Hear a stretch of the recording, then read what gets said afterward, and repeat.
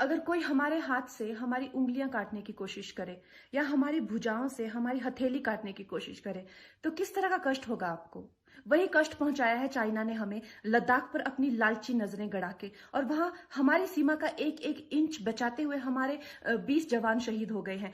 क्या भूल पाएंगे आप उनकी माओं के आंसू, उनकी विधवाओं की चीखें और उनके बच्चों के दिए बलिदान को? क्या ये सोचना ठीक है कि सेनाओं का जो सरहदों पे जो युद्ध होता है वो सिर्फ सेनाओं का होता है, वो सिर्फ सरकार का होता है? क्या उसमें हमारा कोई योगदान नहीं है?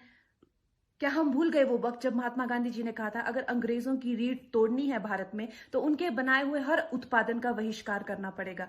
तो क्या ये जरूरी नहीं है कि हम भी इस युद्ध में हिस्सा लें, क्योंकि लद्दाख सिर्फ एक जमीन का टुकड़ा नहीं है, भारत की अस्मिता का एक बहुत बड़ा हिस्सा है, भारत की हथेली है। हम उसे किसी तरह से इस दुश्मनों के उनके गंदे इरादों में सफल नहीं होने दे सकते। तो क्या हम लोगों को इसमें हिस्सा नहीं लेना चाहिए कि जो चाइनीज जितनी भी गुड्स हैं, जितने भी उनके प्रोडक्ट्स हैं, जिन भी कंपनीज में उन्होंने इन्वेस्ट किया हुआ है, उनसे उनको रिटर्न्स आते हैं, रेवेन्यूज आते हैं, ऑर्गेनाइजेशंस है, उन सब का बहिष्कार करें, ताकि वो उस संपत्ति से जो यहां से इंडिया से इकट्ठी करके जाते हैं, उस संपत्ति से हथियार खरीद के हमारे सैनिकों के सीने छन्नी करते हैं। तो क्या हम इस युद्ध में हम चाइना का साथ दे सकते हैं? आप बताइए।